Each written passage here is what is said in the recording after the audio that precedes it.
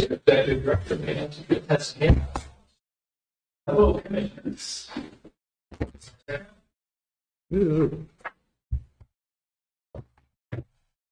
Thank you.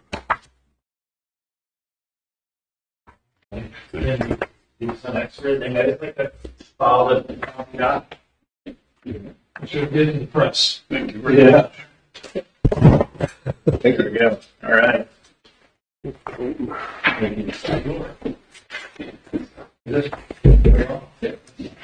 No, let me do that again. Thank you very, very much for the opportunity to share with you both an update and a forward-looking opportunity with Maine Hudson Trails. Yes, my name is Wolf Tone. I'm the Executive Director, and this is been there almost 8 years. And I was here a couple of years ago, I think it was fall of 23, and gave you an update, sort of a status of where Maine Hudson Trails was. And what I have here is a little bit of context of the big picture of what Maine Hudson Trails is, just to help sort of create a baseline, a little bit of our journey and where we are today, and then move in the direction of the TIP proposal, which we're trying to consider. And I'm here, I won't time on the remarks, and certainly would love to dive into any questions that we have.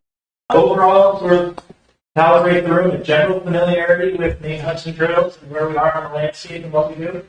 All right, we can move on a little bit. It's important to set a little bit of the context of who we are, and where we work in order to help explain the proposal. Maine Hudson Trails is an idea. It goes back into the 70s and 80s and 90s, and sort of becomes something physical in the early 2000s. And that vision was to create recreation opportunities that were complementary to and added to the changing forest economy of this part of Maine. And this is a list in this sort of Maine Hudson Trails 2000 to 2008 of all sort of the objectives and goals that the organization's founders set out to accomplish. It wasn't about access. It wasn't about community. It was about creating opportunities, additional opportunities to come in and enjoy this phenomenal part of our world. It was about engaging youth, job creation, and local purchasing. And from sort of the gears getting going, and we accomplished all of those. It was built. I use the word sort of a nonprofit chassis, and that's sort of an intentional differentiation. We ran ourselves like a hospitality business for a long time, modeled after places around the world, modeled after places on the continent, and we were accomplishing all these mission components, but we were perceived as a hospitality business, and it was a very complex execution, very sort of the cost structure and the complexity sort of built up over time. And in addition to bringing in tens of thousands of people from around the country and other countries, about 50% of our hospitality guests then and today are from Maine. About 50% of the pie. So now the other 50% comes from 25% come from northern New England, and 25% come from everywhere else. So that sort of distribution of who comes through the huts is pretty consistent over time. And so what I was presenting in 2023 gave you that little bit of update. We've only been open another season and a half since everybody kind of been diving in ditches and things. So now we've got more data, more people coming through, and that's a pretty consistent trend, the 50, 25, 25. School groups, hundreds of different school groups that translate into thousands of school-age kids that are coming through. We hire currently 12 people in the winter, seasonal hut staff.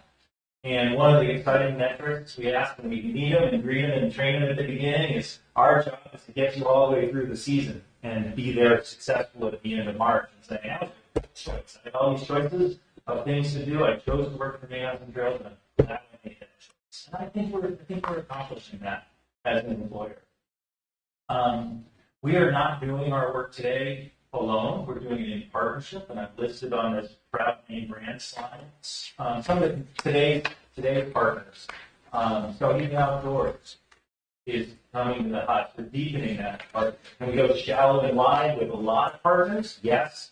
What are the groups? Who are some of those partners that we can really go deep on and really cultivate and bring into the hut experience? So even outdoors is one. University of Farmington, the High Peaks Alliance has been a great partner, and we're working with them on Trail Ranger, the Trail Stewardship Program for training trail stewards and keeping them employed in this region. And of course, our partners over in Fairbanks Valley. Since 2023, not since, but working in great partnership with Old Canada Road CN5 and that team. They are stewards of our sort of part of our system over here. We're very grateful for that partnership. When the December 23 flood took out the Salmon Stream Bridge, we partnered with the snowmobile community in the state to create a temporary reroute for the snowmobile community on the ITS system. This year, we created a temporary snowmobile reroute to help one of the forest operators be able to manage their woods and keep the snowmobiles off into a different sort of a different path. So working in partnership with the snowmobile communities and something we've been investing in. So what I came here in 23 to describe was we don't like to dwell on the past. We don't want to dwell on our challenges. We want to talk about where we're going as an organization. And but this proposal you're considering, the story of the why started to unfold in 2019. And that's when in November of 2019, a number of our systems are 10, 12 years old, were starting to age out. They were starting to fail, including Grand Falls battery systems. It's a solar-powered hut off-grid, and it has to store the electricity in those batteries fail. And what we've been working on are, since 2019, are strategies to sort of rebalance the organization and really focus on, yes, maintain that terrific backcountry experience, that unique hut-to-hut experience, but elevate the mission impact. Don't be perceived as much as this hospitality entity, but really be perceived and project ourselves as a mission impact nonprofit. So I've got a slide here. Like, what do we stand for today? If you look at what we stand for today and what those original goals and objectives of the organization are written on like the second page, they're still similar. But where we are today as an organization is thinking about the question of access. And access means different things to different parties. Access to a landscape, access to an experience, the ability to disconnect, the ability to come in and reconnect with friends and connect with strangers. The expanding access to programs and youth and community groups where there's some barrier that they encounter to getting kids active outdoors in the natural environment. It might be cost, often cost. What are those barriers? Maybe they're sort of adaptive barriers or transportation barriers. So what we're working on in this organization to identify what those barriers are and find ways to knock them down. And that includes working on funding that will help groups be able to get to yes. Yes, we would like to come to a hut experience. We see what the cost is. We don't have that in our budget. Okay, how do we get to yes? What are some of those funding sources that we can help bring to bear so that your group can help? I mentioned in this part connection through outdoor experiences. That's as much for the guests that come through the hut experience as it is for the groups, as it is for our colleagues that we hire on a full-time basis and a temporary basis, so seasonal basis.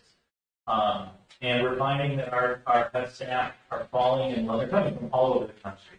Often sort of what they look on their phones, what am I going to do for 3 months in the winter? By February, like, what am I going to do for 4 months in the summer? And they want to stick around. We've been able to have a couple of hut staff stay with us and work with us in the summer. So we're working on creating those connections both for youth and for folks who are just starting to venture off in their adult chapters of their lives to folks like me. And the last component here is build something enduring. Now that means both creating that vision or extending that vision that Maine Hudson Trails was originally built on, but putting the resources in place so that we're not hand to mouth all the time as an organization, or that when we have a challenging winter like we experience, unfortunately, we have resources to help bridge those weather events that might make it difficult to be able to get out there in the winter on an icy condition or a washout condition in December. We need to be able to have that organizational resiliency. The other part is in terms of the community, that we've had a great volunteer base as an organization, and we're building that back in the last 5 years. We want these assets and these experiences not to be a Maine Hudson Trails brand coming through the landscape, but being an asset that local communities can take advantage of. And we're seeing some really great successes over on the Carrot Valley side, and over the last 2 or 3 years, since that fall of 23, been investing more time here. Getting to know those partners I mentioned, getting to know Emily Earwit and the Chamber of Commerce's group up there. Old Canada Road are visible in for our action in Grand Falls. I here I have a question. It was 20 present. We're guessing what the changes are. We organization to be here today. For instance, we are focused on maintaining that branded hut experience only in the winter. So our guests that are coming from near and far can come for one night to one hut. They can come to one hut for 2 nights or 3 nights, or they can choose to go hut to hut to hut.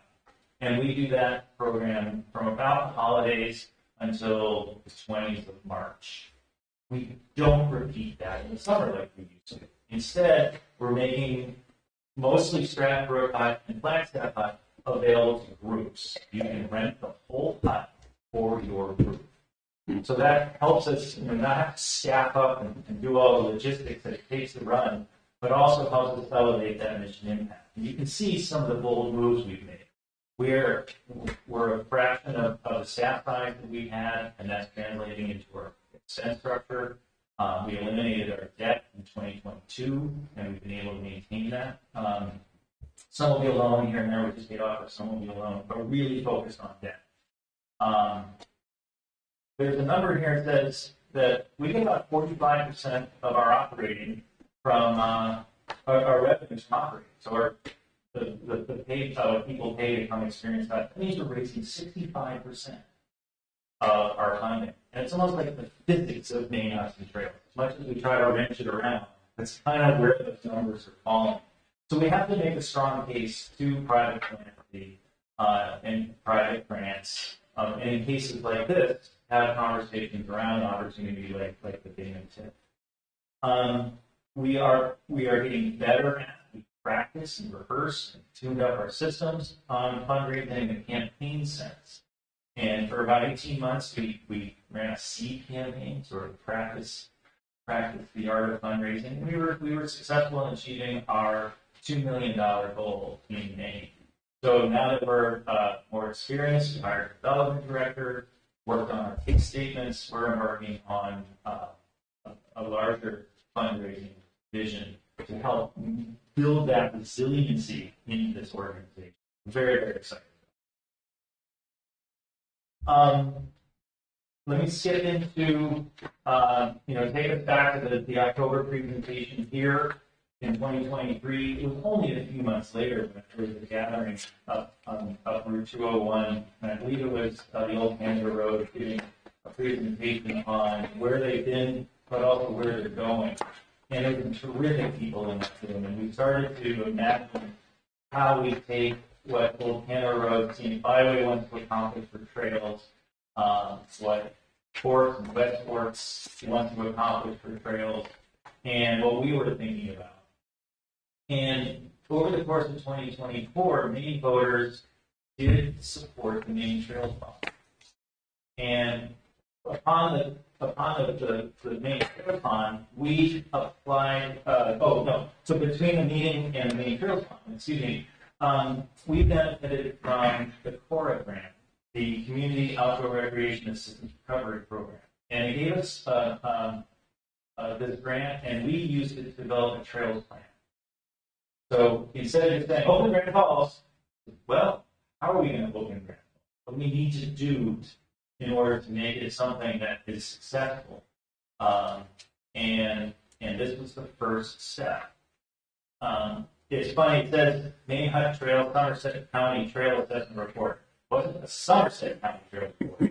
It was the link of Maine Hudson Trails along the Dead River from Long Falls Dam Road, well, basically Flagstaff Lake Hut to Route 201. Where are the bridges? Geolocate them. What condition are they in? Just a very detailed, sophisticated report to tell us what we would need to do to revitalize that trail. Can I interrupt for a second? Yep. Please. As I understand, you're asking for some funding from us today, right? Yes. And do I read that right, that you are asking for 17,000? And this is for improvements on the getting the Grand Falls Hut back in operation. Correct. And I don't think there's going to be a lot of opposition to that request. Not to me, but I did have some questions nonetheless. Yeah, I mean, I just want to give you context. well, I appreciate the fact that you spoke several years ago, and you've been doing a lot of work to get the organization up and going. And I'm a supporter of myself of Maine Hudson Trails, and I think it's good for the recreational development of the county. So, in favor of it, and I hope you keep doing what you're doing. But I'm just not to cut you off. But No, please have one. Particularly in view of the request that the local Forks ATV Club is making today, your request seems to be most reasonable. And I like the idea that we're focusing on the Forks and looking at different strategies to enhance its recreational economic vitality. So, Yeah, I want to be successful with this ask Yeah, and show our proof, like, okay, we deliver on this and give you a sense of, all right, this is the bigger context. Yeah, And sure. This is just a bite to say, all right, we're ready to show you what we said we would do, we're starting to do. Well, maybe it's good time to just transition to the specifics of the Grand Falls. Yeah. I'm reading this right. It hasn't been occupied for 6 or 7 years. That's how long it's That's true. Okay. So what's the condition of the hut right now? Structurally, it's in great shape. There's no power, there's no water. There is evidence, obviously, of mice and flies, what you typically see in close-up camp. But structurally, it's in good shape. We're in it several times a year. And we're talking about revitalizing the trail. We want to be able to put our trail crew out there so they can live out there. Working that backwards, we need some water. So in order to get water, we need some electricity to run the pump. In order to get electricity, this proposal is about buying a new generation of lithium-ion batteries. There's a picture in here of 24 lead-acid batteries that cost they're about 230 pounds each. We can replace that capacity with a minimum of 2 of these new generation batteries. We'd like to get 3. We might have an avenue. So the proposal is funding to buy 2 new technology lithium-ion batteries that generate power that allow us people out there in order to clean the hut, in order to start making it habitable, and this year service the trail. There's additional funding in here, $1,000 to service the composting toilet system and lead system. There is a topple over chimney that we need to be repaired, and the LP generator hasn't run in 6 years. Preliminary look with a technician said it's in good shape, but we didn't put any fuel in it because we need a new regulator. So we've done some good assessment work in May and June to see is it the bread box problem or semi-truck problem, and so far everything is solvable. Access was a little bit of an issue, meaning the trees were growing in and the road's kind of beat up. So the road will have to be addressed, but the timber operations cleared out the margin. That was going to be a big problem for us, or a big work problem. But with the snowmobile partnership and working with the timber operator, Forest and American Forest Management, they cleared out the margins for us. How close does the snowmobile trails get to the hut? The original existing IGS is less than a mile. This winter, it goes right through the front, right past the front door. That's not a permanent solution. No, but I'm just sort of wondering where this hut is so remote compared to the other three huts. Whether, I mean, I'm not trying to run this. If would it make sense if somehow snowmobilers could access this hut as well as skiers and hikers and all that, snowshoers? Yeah. Is that sort of anathema? No, it's not. This is not not declaring this to be true. I am just more of an opinion as I would suggest, and is being discussed. So it's not a decision, but we have said for the last 7 years, 6 years, that the snowmobile community should be in this mix for the future of that hut. Absolutely. I think if we look at the reporting of 2023, I'll say it here, that yes, it should be in the mix. We've got sort of a fun little, I say this with humor and respect, we've got a little bit of cultural difference, right? The snowmobilers take their boots off. Cross-country skiers and snowshoers, we ask you to take your boots off. How do we bridge sort of that, that opportunity? But I think from a business and a recreation standpoint, they could very well have a role in there. It makes a ton of sense. Well, is the old Flagstaff Lodge, are you familiar with that at all? I am familiar, yeah. Because that's sort of in the mix as well. They've never really found a landing place for that building as far as I can tell. True. But I think the snowmobiles use that for They do. overnight accommodations. Hot dogs and hamburgers. Yeah, they right on it. Yeah, there's the club. Members of the JV Wing Club over there. It's open up. Okay, I was just sort of thinking on that. I think as we move into lean into opening grand halls and the purchase of these batteries and getting the electricity and getting the systems, part of our plan includes open houses and getting people out there, knowing where we're going, but also saying, what can we do with this once the hut is open? And that includes, the May-June window when fly fishing is great and the rafting is great.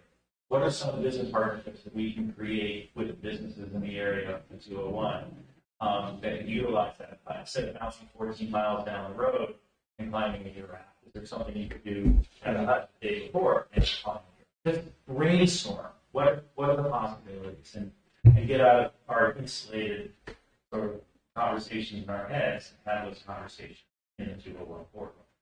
That's part of what we want to be able to do. It's always been theoretical because we couldn't turn the lights on. But now we can, move in the direction of turning the lights on. What's your fee structure for the people who pay to go to use the huts? In the winter, you are paying a retail rate depending on the time of year and the experience. Not the time, but in February, we take advantage of that rate by $5. You're paying between $135 and $149 per person per night for a meal, a dinner, a breakfast, and a lunch, and your bed. So that's the retail rate in the winter. Groups start. And that's only 45% of the cost. Well, that's correct as the organization goes. And for groups that come in the summer, the base starting rate for a night is about $1,250. And as you move up to That encompasses the whole group. That's not per person. that's the whole group. Yeah. How many in the group? You can have 5 to 44.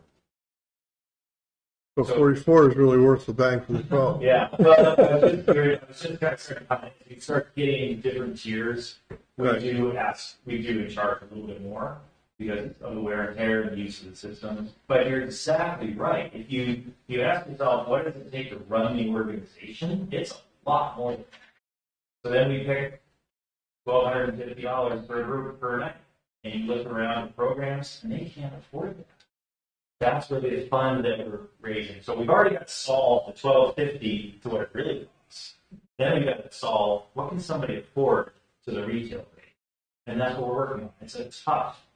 My other question was, what are the demographics of your employees? You say you have employees coming to work 3 or 4 months in the winter, same thing in the summer. These are seasonal employees, but at the same time, it seems as if you could create full-time jobs. Yeah, good question. When I was here in October of 23, there were maybe 3.5 of us in Kingfield, maybe 4. When I started, there were 12. In 2018, there were 12. So in 2023, we were about 3.5. We're now at about 7.5, 8 full-time FTEs, full-time employees in Kingfield. We will hire 12 seasonal hut staff, or 4 hut staff, and 3 huts. And we'll have some trail help and some logistics help. And now we have 3 caretakers at huts and 1 intern in the summer. Plus volunteers. And then volunteers. Have you collaborated with the ATV people at all? No, we have not. There's a ATV gathering this Saturday, and Emily reached out to me, and Gabriel reached out to me about if we wanted to go. Unfortunately, we don't have, we're all in different places this Saturday, but there's also a question about fit in terms of there's really no ATV access to Flagstaff, Poplar, or Stratton. And then Grand Falls is a TDP. But no, we just, our worlds are not quite coming as close together as they used to. I was, wondering about that. It seems that if it was, it could work out positively for both groups. And I think that goes to that open house concept and saying, what can we do here? Yeah. And then just sort of working through the big question. An estimate in terms of how many people utilize what is already existing throughout the year in terms of people that are coming in to utilize, what you guys are doing. Thanks, Commissioner, I understand the question. So, for instance, over each of the last 4 or 5 winters, we've attracted 1,600 to 2,200 people in the winter. When I was here in October 23, or in fall 23, that was the first summer that we followed engaged this group model. We had 26 groups. Now we're up into the 40s, and hopefully we'll surpass 50 by the end of October. And so that's bringing, depending, 700 over 900 students, not just students, but outing clubs and teenagers and youth and young adults. Someone told me a while ago that Flagstaff does the business of the other 2 huts. 2 times over or something. Well, surprisingly not the case this winter. The other huts were quite strong. But I was going to say that Flagstaff in Somerset County. So Yeah, no, we're big on Flagstaff Hut. Yeah, it's a marquee destination. The shorter walk. It's part of it. It's also flat. Yeah. But I was surprised when I looked at the data. They were quite equal. I think all 3 were strong. It was a strong winter. Did I answer your question? Yeah, you did. Yeah. In terms of how many people per year utilize in that section, you did. But the other question I have is in regards to maintenance of all of these things, is that when we use battery such as this, there's always a replacement eventually that's repaired. Is the revenue that's coming in going to enable you guys to replace these as needed, or will you be coming back for? Oh, we coming. There's no reason to think that the challenges, the complexities of 2008 to 2018 are like the physics is going to change. Of running Maine Australia, you're right. You know, but what I can put in the but statement is I did intentionally reference the campaign idea. There are components of that campaign to make it more affordable to get more kids in the world. Another part of that is to invest in our campus infrastructure today. But you're right, that's nowhere out. Another component of this multi-year campaign effort is something you can put a different label on it, but an endowment. And raise some substantial enough money that you can support off the interest of an endowment when things break. We don't have that. So I every day make $100 decisions, and then something that costs $20,000 breaks. And that's what we have to solve, and that's where our focus is. But you're right. So no, it's an ongoing effort. So this is a workshop item. Is this something we can take up at our next meeting? Or is- So there's no agenda item on it, and recommend that you want to put a resolution on the next meeting. So we will have full board commission. Yeah. I think it'd be best to have it on the next meeting anyway. Okay. Whether anybody's here or not. That's right. Yeah, thank you for expediting the comments. The last page is about different information. And the only adjustment since the application is we might have an inroad to a third battery. 2 batteries, the Discover Helios batteries would operate the hut. A third would just give us a little bit more breathing room when it came to energy. So I'm not adding, that's not in addition to the proposal, but it would be the prospect of a match. And then back to your reference to Flagstaff. I do reference in the application that in 2022, we purchased just enough battery capacity to make it work. And then we had a donor come in and he has a good great fundraise for us. I think we need 12. We have 9. And there's an opportunity for 3 to be donated to bring us up full and battery. So did somebody run a power line up to Stratton Brook? That hut was built on the grid, yes. So Stratton, Flagstaff go on the grid? Is there conventional power up there? Is it? No, it stops before the Fairfax Valley line. Oh, okay. I was thinking it might be cheaper for long. But, Yeah, it's back in Highland plantation. It's in a society commission, so we know exactly where that line ends. I kind of know because we hear about it when the trees go down. But the rest is telecommunications. Okay. Right. Okay. Thanks. Quickly up, John asked about the ATV. Just thinking about that, getting them connected, getting them involved might be an increased revenue source as well. Yeah, no, and that's where the snowmobile piece comes in too. Just given that coming out of that strategy, coming over to the West Forks and go right through it,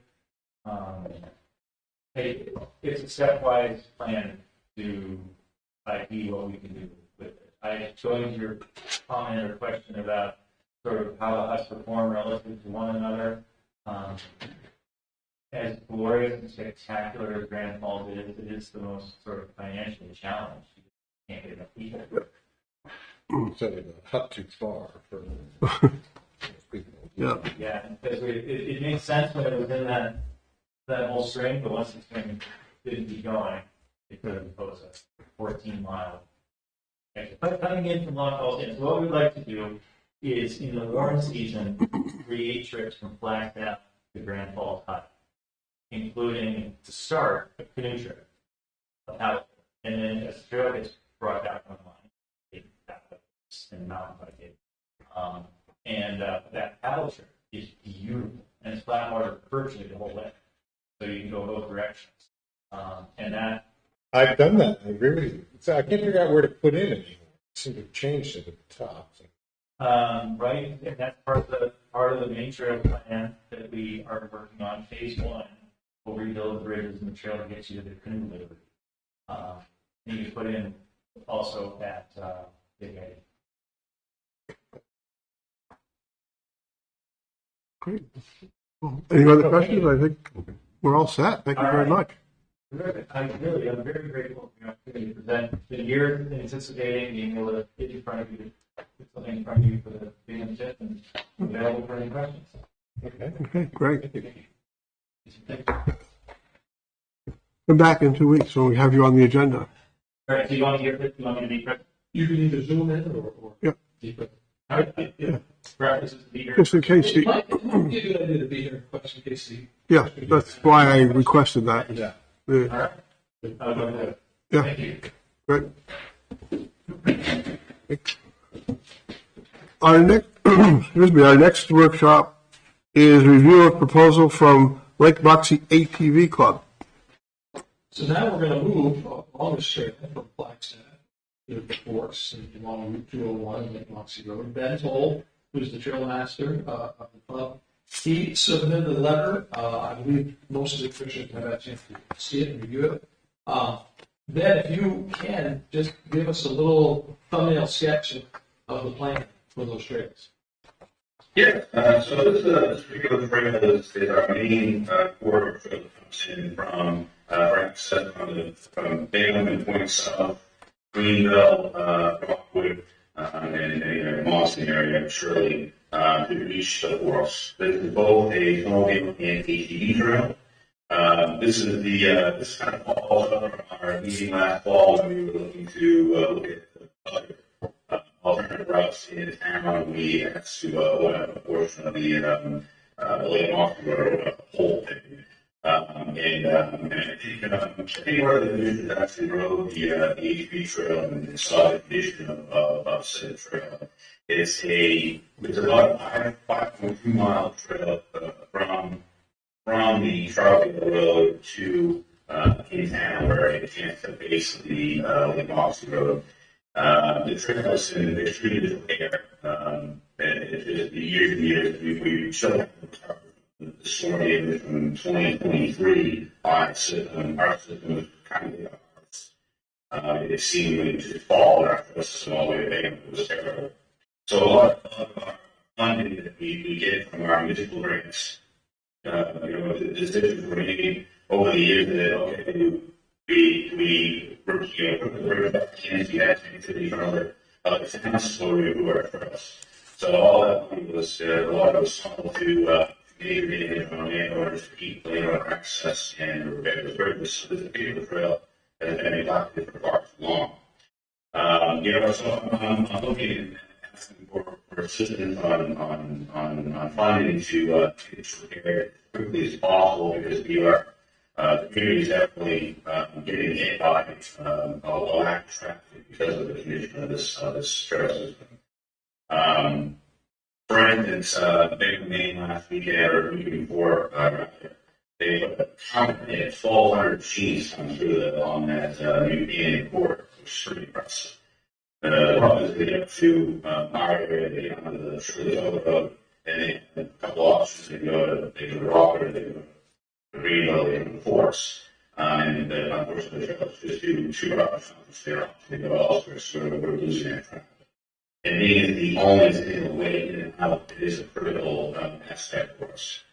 We estimate it's going to take about $140,000 to resurface the trail, issue the trail, replace the culverts, and put in the proper erosion control measures to be able to maintain it and keep it at a standard.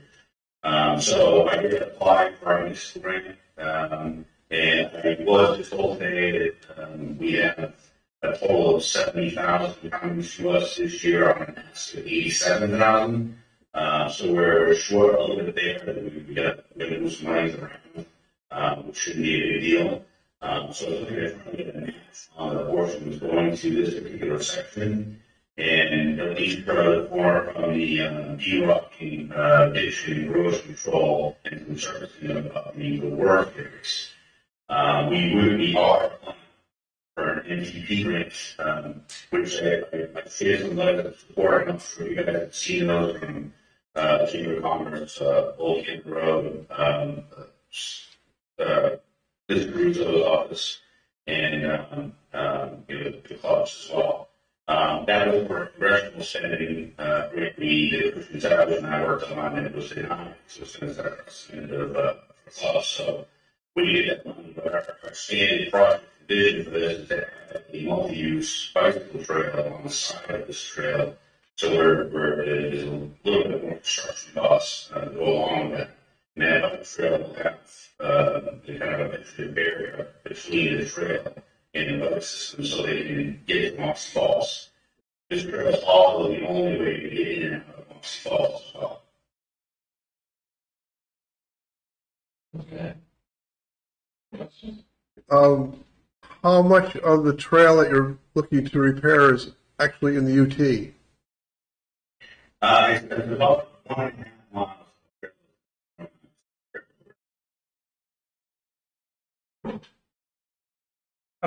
Who owns the land on which the trail runs? When I can afford for the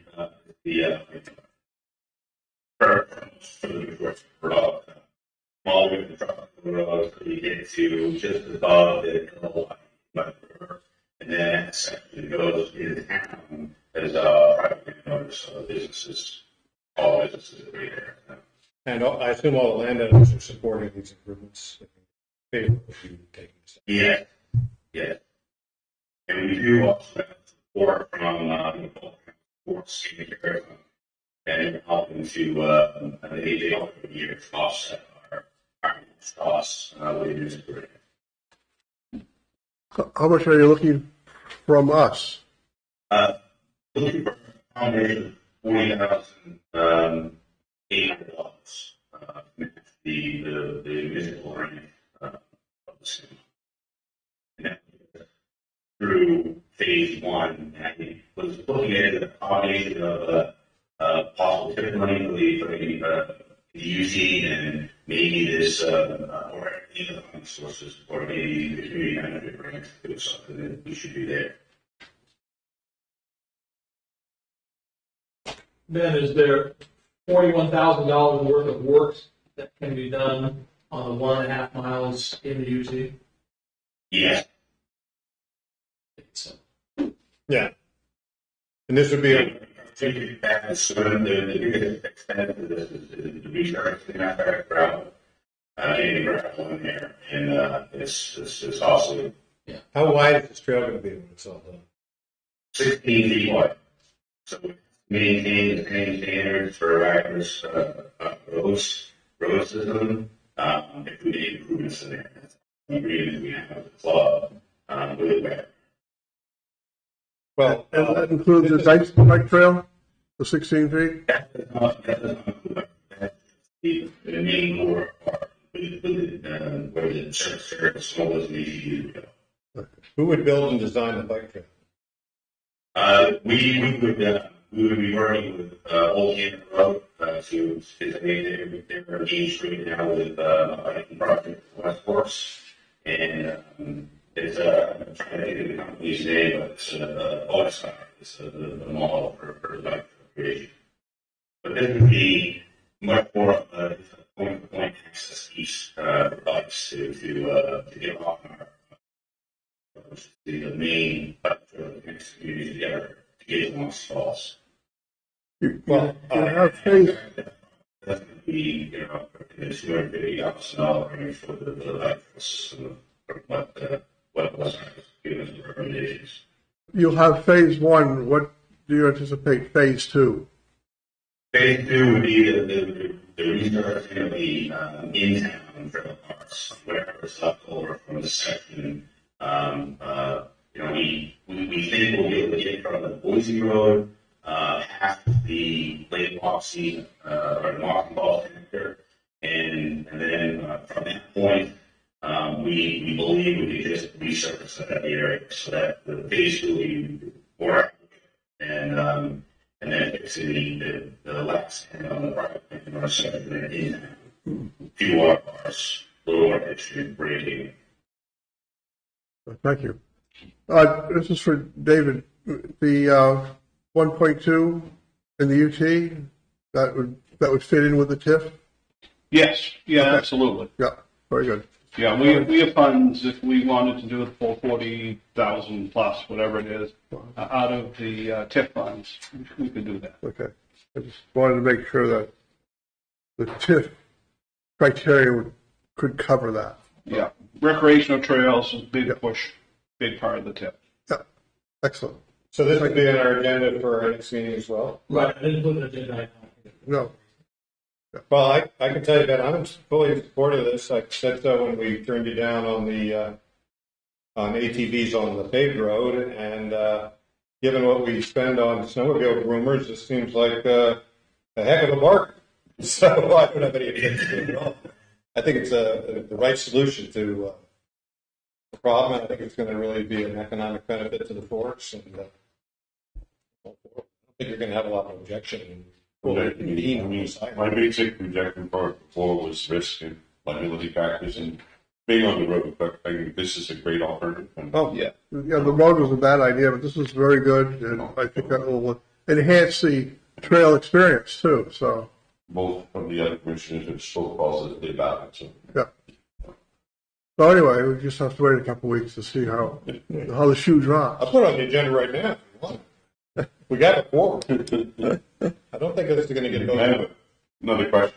And I know you've done a lot of research and applied for grants and all this, but have you gone regionally kind of outside of the local clubs there to see what kind of funding or help we might be able to get from those that would be accessing it as clubs from the outside? ATV clubs, snowmobile clubs, bikers, or even some of the outdoors, rafting or all the other folks that are somewhat going to utilize or fully utilize this trail. So, Yeah, I'm also the president, yeah, small club, the president I've seen, it's most of it, but it's, we do work really well with these two insurance and the mining funding, most of our is exciting for us. We do have a lot of support from, for sports, the Department of support all of our clubs systems, and they donate markedly to our system. We probably raise, between the two entities, about $60,000 a year outside of our range spending that goes to trainings. And luckily, we almost all of our trails combined with some of the club. It allows us to, from an initial grant point of view, the immediate money going to the ground on the HD side is more funds available, and the snowmobile side is really limited to just grooming operations. So anytime we can combine trail systems, and we can look at bridge repairs, colors, erosion control measures, fixing trails to make the overall experience better for snowmobilers with the ATV improvements. And as we know that getting into lower snow years, it's more and more critical that our trails, our flags, schools are more competitive with our neighboring communities. Give you an example, in Milwaukee, most of their snowmobile trails are all on walking roads. So they need 4 to 6 inches of snow, and they go around immediately snow on many sections trails. So our community vision project is over the next 5 years to completely rehab all our trails, either in create some permanent easements, so we have sections in logging territories that are protected and owned. So if we put money in that section where we won't put on our risk of being rerouted to a logging operation. And also work for the old King Road, and also the Western Mountain Bridge Corporation. So we, and Western Mountains is actually contributing $12,000 to this project. And I expect that OCR will be doing something at some point when we get to the fast trail device portion of this as well. thank you. I think we're all set. Thank you very much. Well, thank you guys. I appreciate it. All right. Moving on. Find when I hid my agenda. There we go. No public hearings, new agenda items, commissioners only. Administrators report. Yeah, okay. I propose as an agenda item, the appropriation of 41, whatever that number is, for the, If you're going to do that, why don't we do both of them at the same time? I'll do both of them, put them both on the agenda now. Yeah, all right. I think there's a nice balance there, and let's move forward. So, yes, my agenda item is two agenda items. One, to approve 17, give me the number. 75. 17.5 for Maine Hudson Trails out of TIF funds, and 40, what was the number? 40. That. Yeah, that. For the Moxie ATV Club. Whatever that name is. Okay, those will be 26-116 and 26-117 resolutions respective. So they'll come at the end. That's when we'll take those up. And so we need to have a motion and a second on that, and any discussion? All in favor? All in favor of that? Very good. So we can move along to the administrator's report then. So I wanted to take some time just to give you a report on some work I've been doing with members of the county officers and sheriffs and commissioners reviewing Title 30A. I know Patrick has asked to reserve 90 minutes to go over the budget, so I'll be brief in my remarks. Thank you, Wolf. But, and you don't have to come back. Sorry? You don't need to come back. Oh, with your motion and all. Okay. No, it's going to be today, so there you are. I think you got the votes. Who says government moves slowly? We get it done here. Yeah, Appreciate it. Thank you very much. faster than molasses uphill. So in your packets, I included 4 pages that look like this right after my report, and I think it's worth noting. Commissioner Cezak and I talked about just going over this briefly. So Title 30A Part 1 is where all legislation is that pertains particularly to the operation of county governments. Of course, there are other titles that have to do specifically with jails and so forth, but this one is of interest because there's a movement at the county commissioners level to try to create some legislation in the upcoming session to clean up some of this. Now, that can be a lot of little things, or it can be one big heavy lift. So we'll see how it all pans out. There's a committee that meets tomorrow. I'm not on the committee, but I did do what they asked. I gave them my top 10, in this case, top 9 things that just kind of stick out and say, are we doing this? Is this need to be cleaned up? And the first one is location of county buildings. So I wonder, if I look back, We did that. did Somerset do a referendum or town meeting vote of all the towns As far as I know, yes, because it was quite a controversial. when the jail was built? Yeah, and it went through. I think it was a referendum. In fact, I believe that referendum went through a recount, Oh, wow. and I was on that recount. So Interesting. yeah. So what we're finding is there are many other projects being done that are not using the same process. And so it's kind of one of those, should we continue with this process? Should it be amended? Or should it be enforced? That's one of the, because more and more counties are building, public safety buildings. We got several that are coming up that are considering building jails, and they may not be built in the county seat. The I second, just get rid of the whole section. you can be on this committee. That'd be my recommendation. Or you could have it says that all county buildings shall be in the county, but you might find a reason to have a county building in another county. And I don't think there's any. And we do have county buildings that are not in the Shire town. Right. But I don't see the point. But In a modern world. Take comment. Second thing I noticed that a few others did is that the threshold of $2,500 to require competitive bidding may be a little on the low side. And the reason we do it is in state statute. So maybe Right. we address or revise.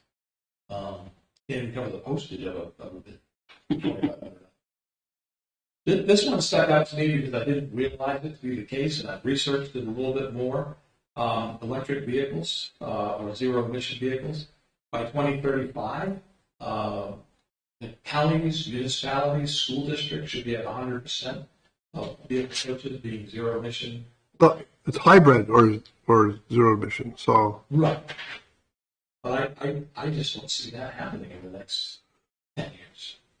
Well, Ford exclaims that their hybrid police cruiser is the best, but I do not know. Yeah. And when I did a little research online, it kind of gives the impression that the phrase, to the extent practical, is kind of the caveat that allows municipalities and counties out of this. But there's no real To ignore it. There's no real steps to say this is how you opt out. Yeah. With that language, it almost looks like this is a bunch of window dressing. They'll probably just get rid of it. Right. And let market forces dictate whether it's more economical to run electric vehicles and gasoline vehicles, and that day may soon be coming, so. I'd give you my opinion of that, but we're like, You agree with me? scratch the whole thing, than me being, Title 38. you know. Well, to the extent practical, it's like the only way. Right. It sort of defeats the whole purpose. It's just a feel-good purchasing. And I don't think legislature would go for it. I think as it sits, you've got enough wiggle room. Right. So, The next one is interesting. The examination of the sheriff's bond. As commissioners, you're required to review the sheriff's bond, and actually that motion has to come from the district attorney. And it has to be done after the third Tuesday of June, which is today. I don't recall ever doing this. Do you recall ever? I don't recall ever doing this. I don't even know what the sheriff's bond is. Right. Nobody else does either. By statute, I think it has to be at least $40,000, which doesn't sound like a very. To cover what, malfeasance in office, or? The statute says you've got to be bonded, and they've got to have so. Would you like to see this on an upcoming agenda? Yes, it probably should be on the next agenda. This was supposed to be doing it. Yeah, Let's do it. yeah. This is immediately following the third Tuesday, so that would be our next meeting. Okay. That's, Even though the third Tuesday is yesterday. well, it says immediately following, so we're following the third Tuesday, after the third Tuesday. I couldn't get into the weeds here. So the bottom of that first page there, county law enforcement administration, and then leading to the top of the second page. That's really kind of where this generated from. This committee that's working is who deals with personnel issues and how do they deal with them? Does the sheriff have the authority to deal with them? Do the commissioners? How does it work together? These are unclear. And then getting down to the next one, Section 501, even makes it more difficult. The Sheriff's Association actually put in a bill to try to remove some of this information and strengthen the sheriff's positions. And that bill kind of got amended in committee, and a lot of the language that they wanted was pulled out. But this stemmed from a county situation where the sheriff terminated someone, but the commissioners voted to bring that person back. And so in here, it doesn't clearly say that the commissioners have the authority to bring someone back that's been dismissed. And you've touched on this before, that it's confusing because a department head may dismiss, suspend, or otherwise discipline an employee for cause except as provided in paragraph A. Well, paragraph A says an employee may dismiss for cause only with the prior approval of the county commissioners. So there's a process here that says the commissioners have to approve a termination. A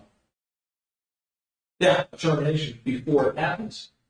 And then, but inside in B, in every case other than termination or dismissal, the employee can request a hearing before the county commissioners to object to their discipline. So they can overturn the discipline, but the commissioners can't overturn termination. But we have to approve it, so that's kind of the same thing. Okay. So if the sheriff wants to sack somebody, theoretically, he comes to us and we have some kind of, the employee would have some kind of hearing before us, for us to. And we've been doing that. We've had that process. Not necessarily healings, but I mean, we've dealt with this on the executive session stuff. Well, and that's, but I'm just wondering if we're doing it the right way, or if this could be clarified. Because one of the things that happens to employees in the SO and the jail is in their contracts, they have a right to a laudable hearing, which is basically if there's a disciplinary action that's been recommended by the department head, the sheriff holds the hearing Right. and listens to their side of the story, and then he makes a decision. Now, if that decision turns out to be termination, the sheriff would then, after that hearing, come to you for approval. But what if that person wants to appeal that decision? They can appeal that. They can appeal his decision to us. But not if you pre-approve it. Well, that's what I'm saying. If he's getting ready to sack somebody, he needs to have a hearing here to get our approval before he does. In addition to the hearing that he has with the employee. Yeah, the water mill is a The employee's entitled to that by union contract, this hearing with the sheriff, and by this statute, he's entitled to a hearing with us. yeah, and we have been doing that. But not for dismissal. There's nothing in here that says that you have a hearing for dismissal. I thought that's just what it did say. Yeah. In every case other than dismissal, the employee may request a meeting with the county commission. No, but what I'm saying is, if we're going to have a complete dismissal, you have to have prior approval of the county commissioners, and we can't approve anything without some kind of factual hearing. Yeah. Again, to me, the language is not clear. I agree. Because the investigation is only mentioned in Part B. It's not mentioned in Part A. This kind of brings a thought to my mind is where is that fine line? And the sheriff is an elected official, besides law authority in the land. That's related to law as versus what we're talking about in terms of dismissing, disciplining or whatever. Right. An employee, which obviously in our statutes is he has to come before us and we have to vote on those dismissals. So I would think that a process like John's talking about would be what we should do. I don't agree with the language. Well, where the buck stops here, I mean, if we're going to get sued for wrongful termination, I think we need to have. But the caveat, table, so to speak. the caveat on this is not an outright dismissal. The dismissal that kind of, it has to be prior approval of the county commissioners. But the other approval is when there's a requirements of budget reductions or government reorganization. That's a different type of dismissal. It's more of a laying off. So there are certain caveats, but I think that in all the at least contested dismissals that we've gone through, we've done it according to Hoyle.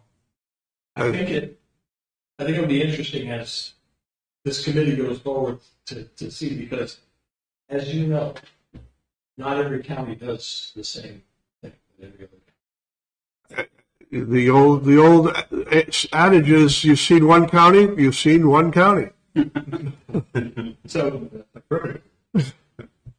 When it comes to this dismissal, what I don't think we're following. I see the paperwork, and I see when people get basically taken out of the system or dismissed. And if I had to guess, I'd say majority of it for commissioners meeting on the approval. A lot of times they get locked out of the system because they don't want them to have access. oh, I see. So when a person is dismissed, they're cut out from everything. And it's usually before the commissioners actually approve it. Well, is there an exception to be made with probationary employees as well? Is that? Probationary employees don't. So they don't fall into that. Yeah, but that, No, I should say non- that's not what this says. So non-probationary employees, I'm sorry, rather, employees that are still under their probation, this doesn't apply. Does they have here somewhere? Yeah, it says on number 3 dismissal, following a reasonable probation Oh, period. So, Good. So the only other thing, I appreciate the conversation, because I think we're all in agreement that we either need to follow it or fix it. Patrick brings up a good point, if something severe happens and the department has to let somebody go right away, paperwork goes to Patrick, paperwork goes to IT, all their access to the building is cut off. In some cases, they're escorted out of the building. And that may happen on a Monday, and you don't have a meeting until 10 days later. So, First of all, I think if they want to appeal something to us through a union contract, or through the statute, or through our employee handbook, that's good. It does sort of beg the question about whether or not we're going to reinstate somebody over the objection of the sheriff. I don't know if we want to get to that level. Right, some kind of hearing is fine with me, but it sounds like it ought to be after the fact rather than before the fact, because we're not. So this may be one of those items that we take a look at what other counties Yeah. are doing, what's their practice, maybe kind of mold one that's common to all. Or what does the state do? So, just fun fact, item 4 here says this doesn't apply to county commissioners' employees.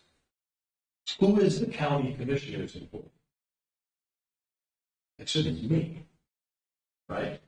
Because you can't say they're all your employees, because it doesn't say that here. So sections 1 and 3 do not apply to county employees directly employed by the county commissioners. So I don't know what the answer is. I'm assuming that's me. Because in statute, it says you can't fire a county administrator unless you follow the process that's in statute for the termination of the town manager, which requires postings and a public hearing, and it's quite a drawn-out process. If the manager wants to make it a drawn-out process, it's in law to do that, which is different. So I think it needs clarification. I don't know what they I think they ought to change it. I think they're our only directive. J.D. over to. I think so. I think. I think Dave is. And possibly the road consultant? No, our new road consultant won't apply. But- Phil, But our HR person does, because our HR person is also the assistant Yeah. manager. Well, is all the department heads? Could you argue? I mean, Now we're going down the same road. aside from the elected ones, are they, Yeah. the non-elected department heads probably are. They have to fix that. The more you dig, the more you realize. And they're maybe better. Therein is the discipline from the other department heads up to you, Yes. and we don't need our. I mean, you would bring it to us, but you don't necessarily need us to deal with it. That You got that?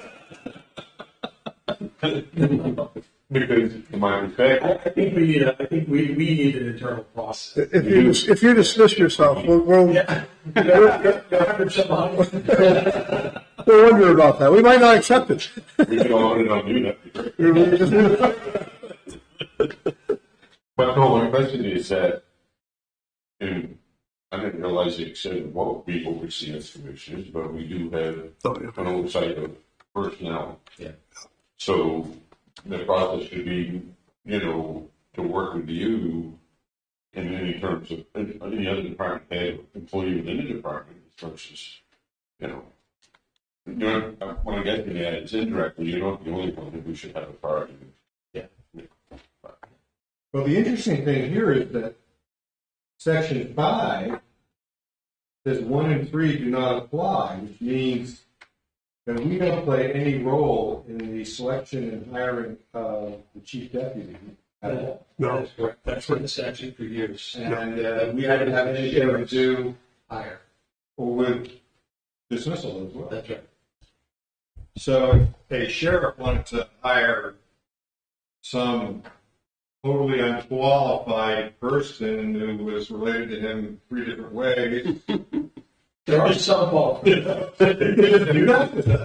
Well, Similar to sheriff, there are some qualifications.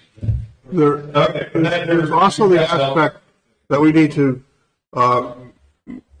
reflect this against the Constitution as well, the Maine State Constitution. And how does that direct these statutes? So that would be the other route that I would look at to make sure that any qualifications or clarifications also met muster with the Constitution. And it's going to be an interesting process. I'm sure that this committee is not the first group to try to tackle Title 30A in the last 100 years. It's just some of this is, well, this one on top of page 3. They probably tried to tackle it and it got worse. Yeah. Maybe they go back to Title 30. Well, that's the problem is if you bring this in a bill and it gets before a committee and now you've got 13 legislators working on it, and all of a sudden it could unravel on you quickly. Oh, yeah. So, on top of page 3 is a reference to the tax cap. One of the things that's interesting is starting in a couple of weeks, counties can only apply once every 4 years for an increase to their tax cap. This is for the jail. That's right. So for this, it's people have been looking at this for the last couple of months, saying we've got to try to figure out how to tackle this.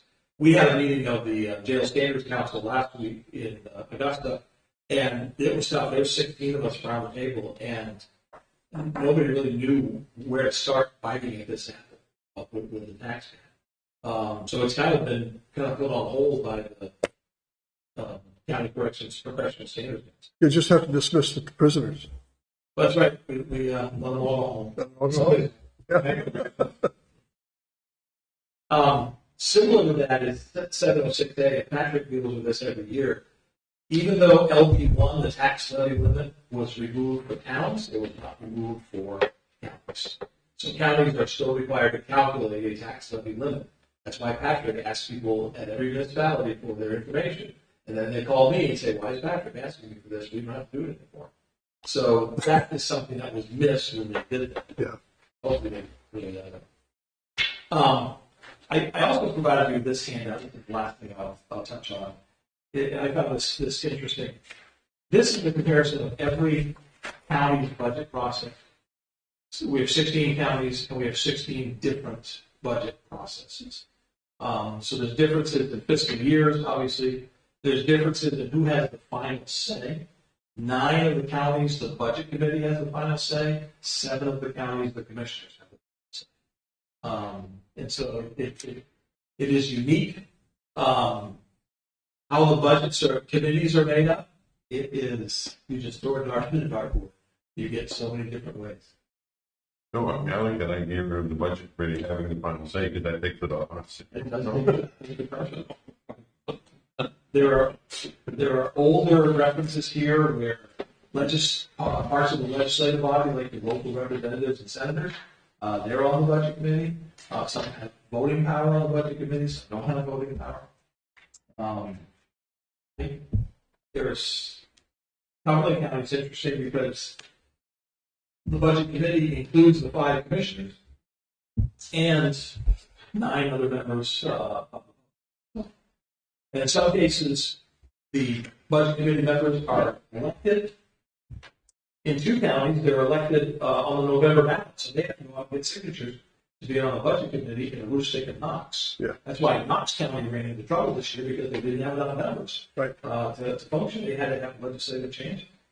So, So look at this packet, if you're all read in, so what all county budgets. this is just thinking outside the box. If I were to recommend streamlining, these would be the things that I would recommend that all counties get on the same page. So if we look at section 721 through 900, we see all sorts of different counties. So this is the budget process for. Yeah, I'm not seeing that. This is the budget process for Cumberland. And I don't know how it all got in there. Back in the 1980s or so. Back in the 1980s, Probably the 1890s. in the 80s, Lloyd Drinkwater passed the bill to take the county budget out from the legislatures. No, Because we used to submit our budgets to the legislature, Kind of like the UT. Yeah. and it was cantankerous. The legislators didn't want to do it, And the counties didn't want to do it. Lloyd made this bill, it passed, that all counties would have to have a budget committee. And it was up to the counties to develop how they wanted to run their budget committees. Yeah. And I was on the first budget committee in Waldo County. Interesting. Yeah, so I don't know where this committee will go. They just asked federal administrators to look at Title 30. Luckily, it was only the first 160 pages, not the other 800 that are pertaining to municipalities. So we'll see what. I'll keep you posted as to what, if any, legislation drafts on this. And with that, that's my report. Later. Now, can I add one to your list? Sure. I'll have to look it up. I don't know the title number, but there's one in there that says that counties have to go through the approval process if they overspend a line item in a department. The statute says you can move money from within a department if there's a line item that is going negative. And that's interesting. That's not in any of those individual county budgets. Right. But, You cannot move money from a department to another department. You Right. can just move money within the department. I don't personally know of any county that is actually doing that process. The auditors don't audit based on that process.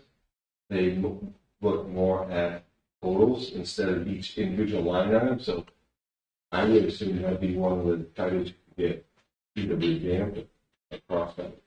yeah. I think that's actually an old bookkeeping Yeah. within Yeah. municipalities and counties, is that you can move it within the department, but not But from one department to another. So every commissioner's meeting, I would come to you saying we need to move these 100 line items to these other 100 lines because they're overspent. You basically either have to budget a lot in each line so you never go over, or you got to be really perfect on your budgets. I think, didn't we get away from that and instead backfill it with the surplus? Right. Well, still call it surplus, but we don't. It's unexpected. You have unlaid fund balance. Yeah. And then you also have a contingency. Yeah. So we stopped doing that line item by backfilling it with the contingency or unexpended. No, it's still a statute, but we don't follow it. Right. But I don't think they're policing it or enforcing it either. No. So that's all. David. I just want to think about the budget that Patrick's talking about in the UT budget. Because we have the UT budget broken out by location. And under location, it's by services. But the UT budget state level is done entirely different. There's a lot fewer lines. Things are all grouped together by service. Like snow removal line would include all of our contracts under one line. So I'm wondering if the interpretation that Patrick is using, if that would even apply to the state UT budget. Because I have lines that will definitely go in the red. It varies from year to year which line it might be. But road maintenance, you'll find one that goes very heavy and it will go in the red, and the other one will only spend about half the budget. So in our trio, when we do our budget here, one line going in the red would mean we'd have to transfer money into that. Yeah. But the state level, they would never see a red line because the road maintenance or the snow removal line is all grouped together, and that will never go. When you say that the state level budget, that's all the UT sections put Yeah. together. Yeah, theirs is, but when I take my trio budget Right. and switch it over into the state setup, then I don't have lines going in the red. It's just individual lines in our trio that will go in the red sometimes. Well, the state UT budget is the budget that's submitted to the legislatures. Yeah, that's all grouped together. And that's So why, that's- that's how that works. Yeah. So But they would not see red lines. But Dave is just correct that way, because you could just budget by department without the detail. Yeah. And you'll have to really worry about that. It kind of defeats the purpose of managing the Well- operation. Yeah, we break it down individually. Right. But if you did that, Pat, this would be only 2 pages long. Yes, exactly. I think you can watch it. Well. So now, anyway, now you have number 10. I do. And we may move along to the finance report. Since Tim used all my time, I'll keep it short. I went through this morning and took a look in more detail on, trying to give my best guess on where we're going. And it looks like that the general fund will be roughly between 900,000 to $1 million favorable. About 750,000 of that is related to labor throughout each department. Depending, but the biggest chunk of it is, you can see that I estimate that the sheriff's department is going to be big by roughly 500,000, and that's mostly because of patrol deputies open positions in that area. We do have, of course, the overlay that will add 150,000. There is 2 departments that I expect to come in negative, and one is the EMA, because there's no sign of the state paying the other 38,000 I think they owe us. The problem, it's just the state playing games. They have the money, they're just not paying us because I guess they're trying to make a point, or they're trying to keep it for their own use. But they're not going to pay us for that. And the finance department. And the finance department is big because we put 130,000 in there for undesignated fund balance, and it looks like we're probably only going to use roughly 110,000. So we're going to, the finance department's going to come in negative by around 22,000. But that's just because we're not utilizing all of the undesignated funds. Can you run the big numbers by me again? So Yeah. at the end of this year, Yeah. we budgeted X amount of dollars and spent Y. Yes. X minus Y is, Between 900 to $1 million for the general fund. which is now undesignated. With there will go into the undesignated fund balance. And the majority of that, 750,000 of it, is tied to labor costs. In the sense of open positions, turnover, so on. The roughly that leaves roughly around 230,000. Majority of that is due to additional revenue. We're going to have about 60,000 roughly. It's going to be 48,000, I think, is related to 44,000 is related to a workers' comp refund. 60,000, we're going to have payable interest income. Then you got deeds, 85,000 payable revenue there. So majority of the other, I would say, payable variances are associated with additional revenues. So if you look at the other operating costs, there's a lot of ups and downs, but it kind of levels out. So just two comments on that real quick. Don't, and the sheriff's not available today, don't misunderstand that there are currently no openings in the sheriff's. And so the 2 new that were just posted, those are the only new openings for the extra detective and extra patrol in the UG. So those are being filled right now. Every other deputy slots, it's filled. Turnover takes place at the jail, but you're not really talking about the jail building. That's what But it's the gonna- FLO is mostly at the beginning of the year. Exactly. So when you take a look at when we started this fiscal year, we had several openings in the sheriff's office. Let me hear you. that's- So at the beginning of the fiscal year, we had several openings. Those openings have been filled. Many of the people that we hired, that we sent to the academy, have graduated, have stayed. We just had 2 more academy grads go on full-time patrol last week. It's really encouraging that our patrol is much better. And residents are aware. People are telling me how many more of those Tahoes they see in Madison, in Starks, on the road. So it's a good thing. I remind them.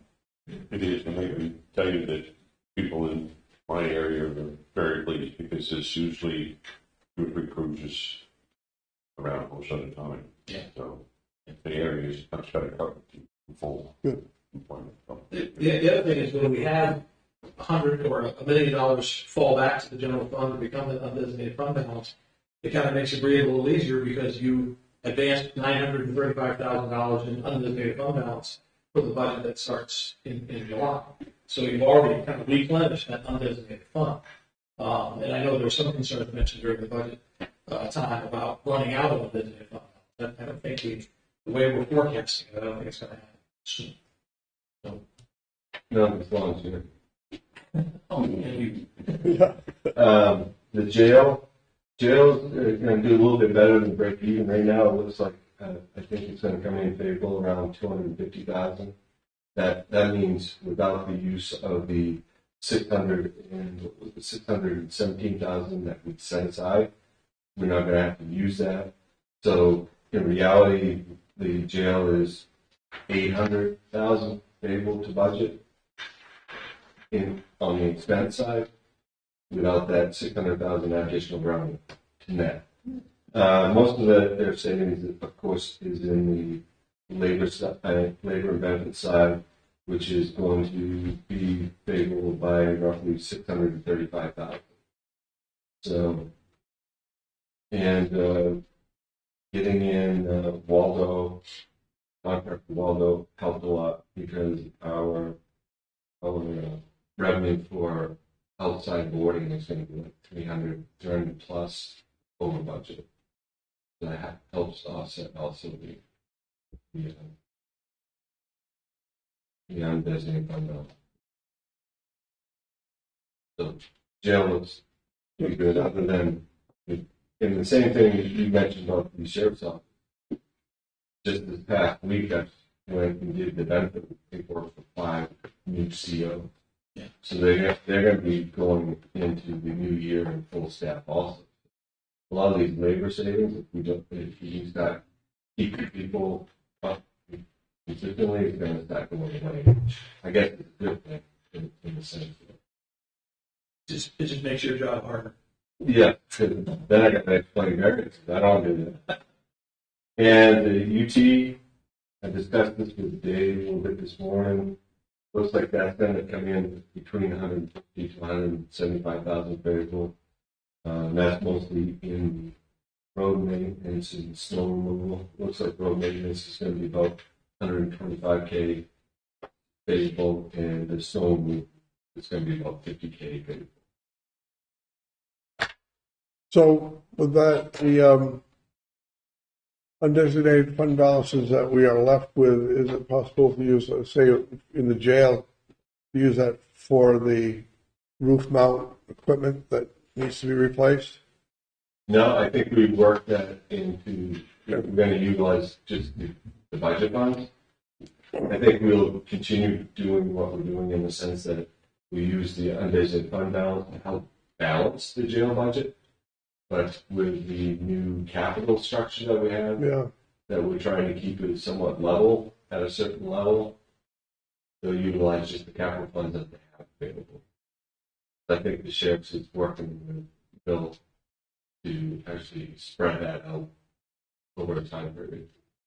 And does some of that pick up the cost of some of the software and that we've got for the jail? New Well, software? yeah, that's part of the budget. I know it's part of the budget, but sometimes When we did the budget, looking at the undesignated fund balance, I estimated that the jail was going to break even. So it looks like it's going to go 250,000 more favorable. But when it comes to things like Tim brought up that you're going to have to hold the cap for 4 years. Right. We're actually going to have to probably manage the undesignated fund balance harder on the jail side than the general fund side. Yeah. So I wouldn't designate anything related to capital other than through the budget process. Okay. No, I get it. I just was wondering the best place to slot that, not. Yeah, you can decide that when you go through the budget process on how you like that, those funds spent. Yeah. Okay. Right. Thank you. And if you go through this detail sheet, if you have any specific line item questions, please let me know. We will. Thank you. We'll come back in a couple of weeks. You can send me an email or whatever. I'll be happy to answer any questions. Great. I was going to ask you a question later, but I'll ask you a question right now. I have the hardest time with this. It's the colors. So I maybe it's black and white. yeah, I'm embarrassed to ask this question because I know it's an easy answer. But when I look, for example, at communication, I get to the bottom year to date, and it says that we budgeted 1.988 million.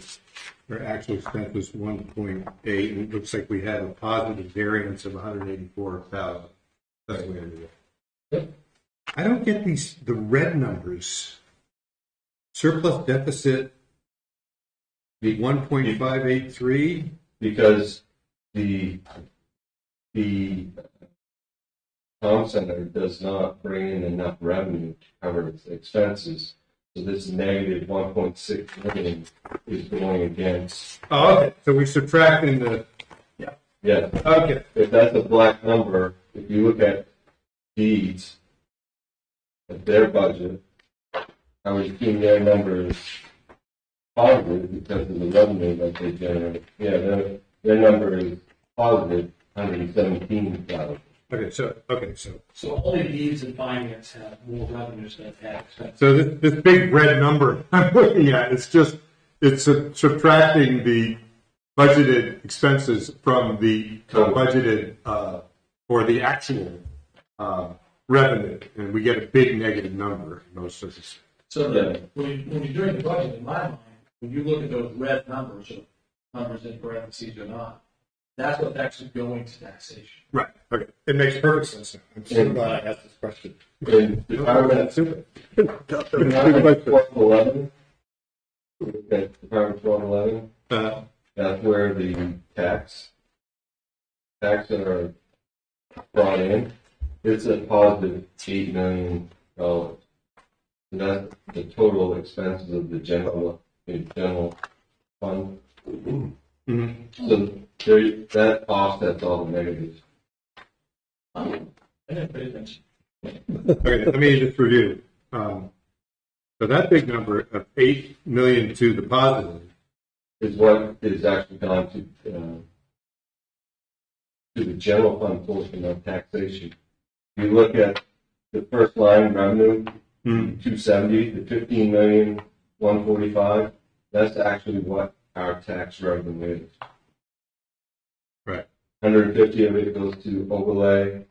6.9 million goes to the jail, and the other 8 million goes to the general fund. Yeah. Okay. I think. Yeah. Thank you. Yeah. All right, Dave, we set the stage for you. Dave, you're up. Okay. On the agenda for the UT is renewing contract we have for cemetery maintenance. This contract was negotiated with the current contract holder. It expired or will expire in the end of June, and it will pick up for another 3 years. It's a negotiated contract. We did not go out to RFP. It's a small contract. It's a difficult contract for what he has to do. He maintains 14 cemeteries. 9 are in Concord, 5 are in Mayfield. So you're talking about 20 miles apart travel-wise. Some of these are very small, private cemeteries with a stone or two off in the woods.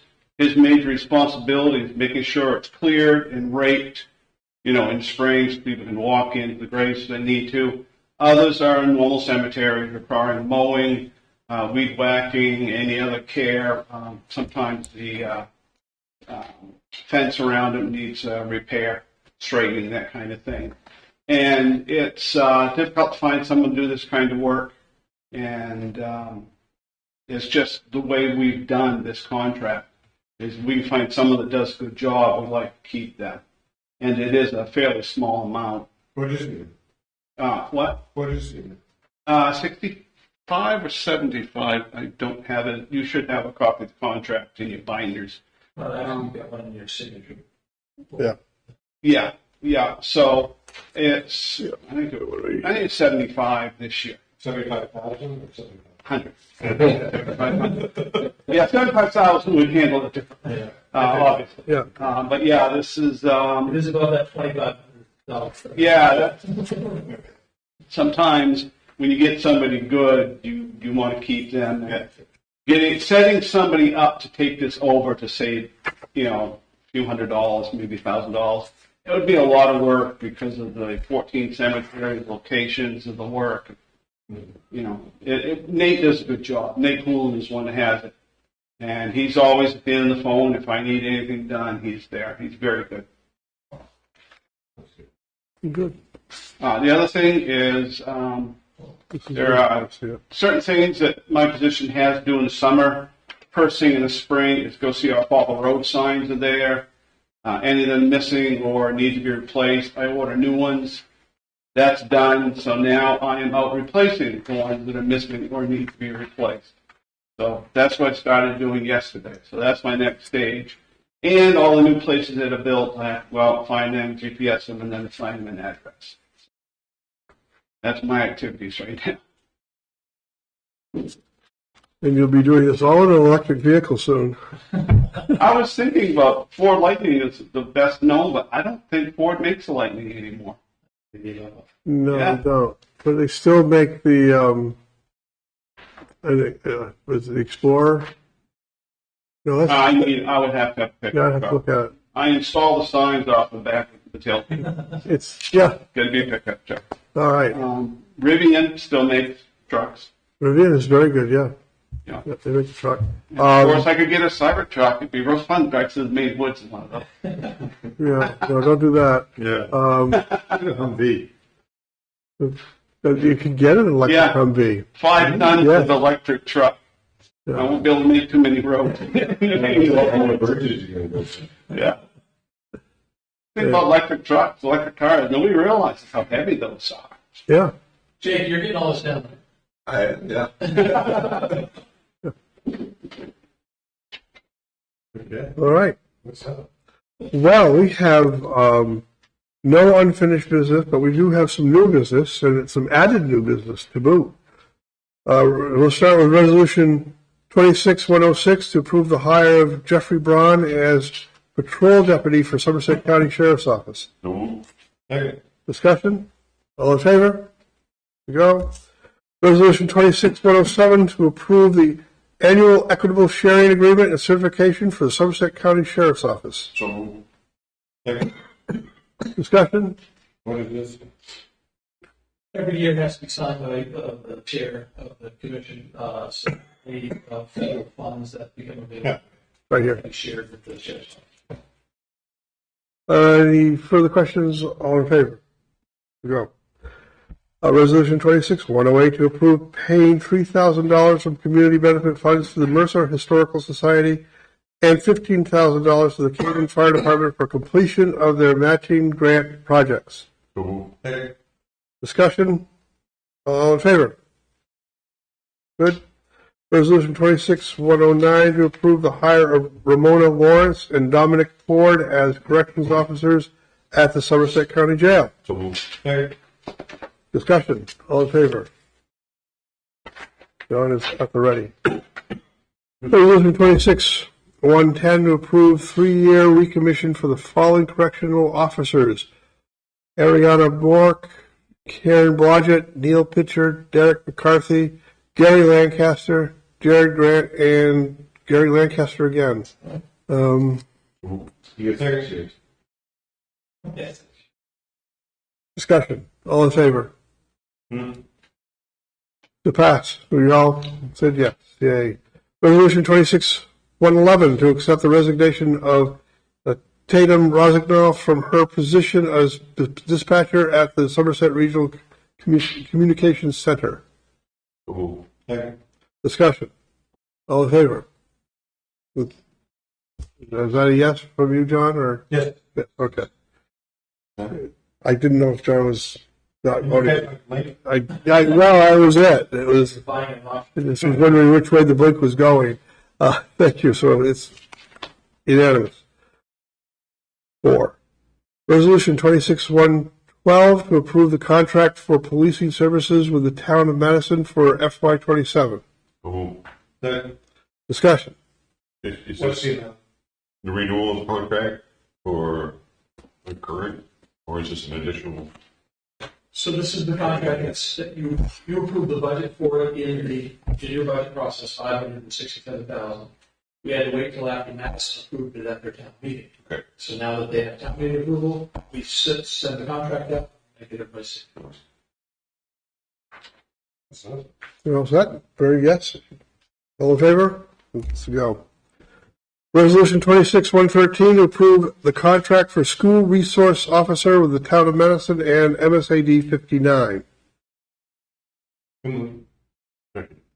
Discussion? All in favor? Good, thank you. No capital reserve expenditures. Unorganized territory. Resolution 26-114 to approve the contract for cemetery maintenance in Concord and Mayfield townships. Oh, Discussion? All in favor? To go. Warrants. Resolution. They're getting there. Okay. In order of number, they come out. Oh, okay. As announced, as previously advertised.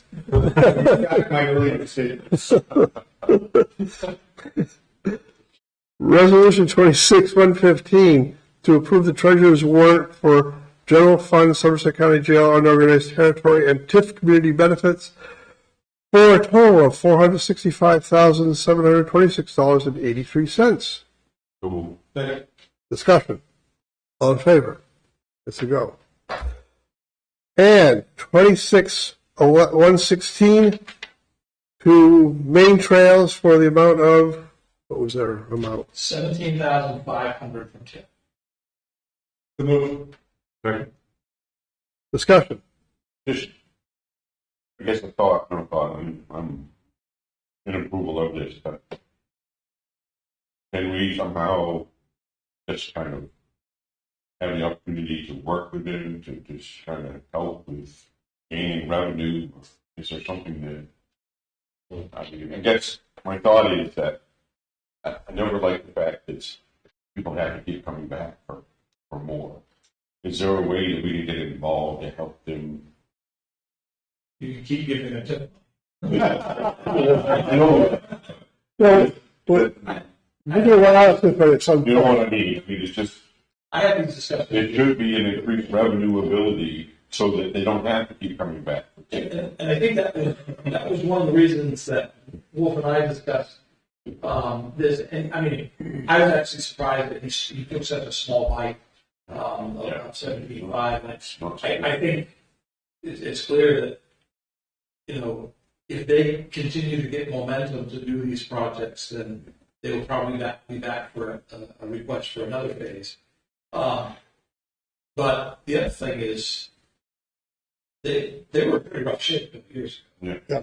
And that's why I want him to come and report, that they kind of right the ship a little bit. So I guess my thought would be, can we help them with PRing this up so that they can have an increased number of folks coming for the year? Is there a way that this can be PR so that it doesn't, I mean, I know that's what the TIP money's for, but We can work with the Kennebec Valley Tourism Association Yeah. to get them to become more involved as well. This is the way to help them out. I mean, yeah, they'll come back more, and it's what the tip money is for, but just Yeah. trying to help them move forward and kind of build that revenue capability. That's what I mean. Yeah, no, I understand.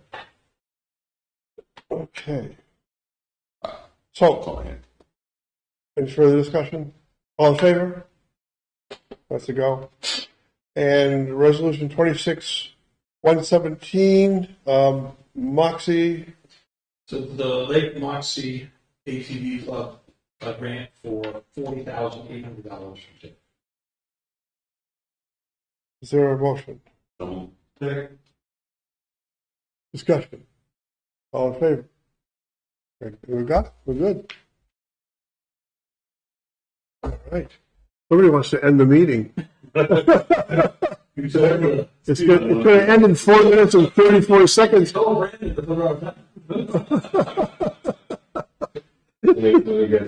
know, I said to look, I said for him to look in at 4 to see if we're still going. He's not working. Oh, I see. Ah. Okay, so he's on a timer. That's good. Miscellaneous discussion items, commissioners only. I have just one thing, in lieu of the fact that I've received an abundance of calls, and Joel has as well, concerns with emergency medical response personnel and communications and some different things that are glaring out there that I think we need to take a look at. So what I would kind of recommend is, if again, I talk to my chief, and I'll tell you this way, I've been on the fire department now in St. Albans. I joined the rescue team to do strictly medical call and respond in lieu of ambulance and accidents. I've been on the department 2 months, and I've gone on over a dozen calls related to getting there to wait for the ambulance service so that we can move on. What we need is a rescue service. We have a problem, and a public safety, not only with law enforcement, but with emergency medical response, and I think we need to try to discuss it. I talked to my chief, and he's willing to pull together some of the chiefs out of the Maine Chiefs Association and some of the leads in, EMTs and stuff like that, so that we can at least in a workshop have a discussion about some of the things that they're concerned about. I mean, that's it. I'm just bringing it up because I have received immense amount of calls, and they're not just from firefighters they're from the higher ups that say we have some major issues and we want to talk to commissioners about it. We So, do, and one of those is having enough paramedics Yeah. to ride. there's a major amount of issues, and one of the biggest things right now, and it's not our competitors really the issue in terms of communication. It's a partnering with the other communication services that we have that we really need to look at and see what we can do to fix. And this is, like I said, coming not from just the everyday firefighter who's, what I've seen it since I've been on, and it's the ambulance services are. Are you talking about improvements to be made at our comm center? I don't mean, it's not directly at our comm center that's the issue, it's the communications with the secretary. So is that within our, I'm all for it. With the first responder and the second responders, I think that's what the issue is. Between the first responder, which is usually the towns, and the second responder, which is in my area, Delta. Yeah. So I'll say this, that Commissioners Stanley and Maltop joined me for a tour of the comm center a couple of months ago. And that has led to a conversation with Tammy Barker.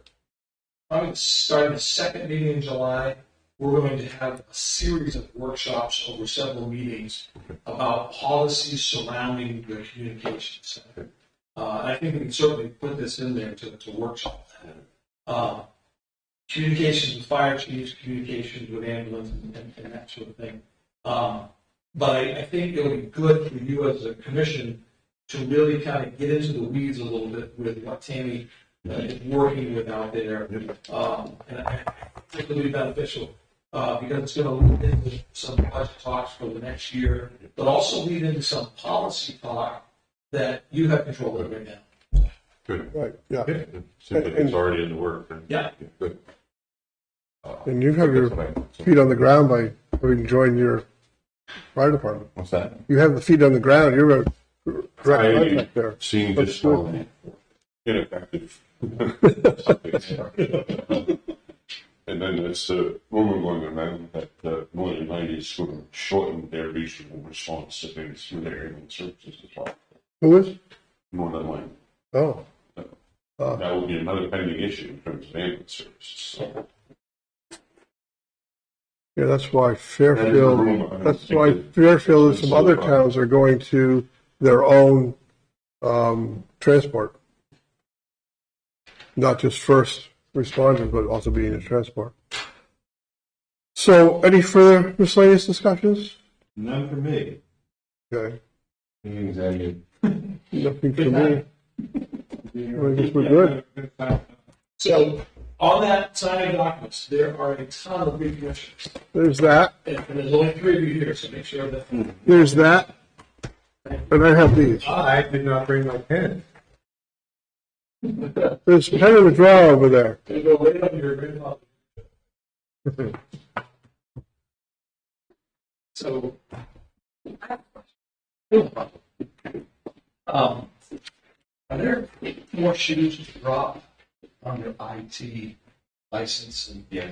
okay, so you're $100,000 under. And we raised this line another $100,000. I talked about it. Okay. Did he do any training this year? He is booked from that game of this game. About that, if you're any time, I'll know you do all that. Well, that's what usually happens. I was more worried about this because the Japan had gone. Oh, thank you. But I always give him a hard time. Budgeting All right. $12 spent there in June. Yeah, I think the last screen has been maybe 70. So do we need to raise it another 100,000 for this year? Well, I think part of that is because we had Central Square and then like, Oh, Square and the other one. We're not going to do that.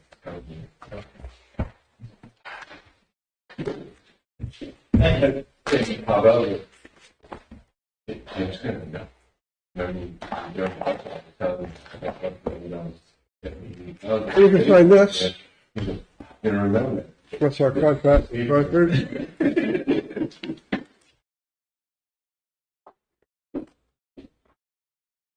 now, if Jake gets a story out of this meeting, Jake gets a story out of this meeting, Yeah. Maybe sign in the paper. Yeah, That's all good. he writes about it, and that's how you.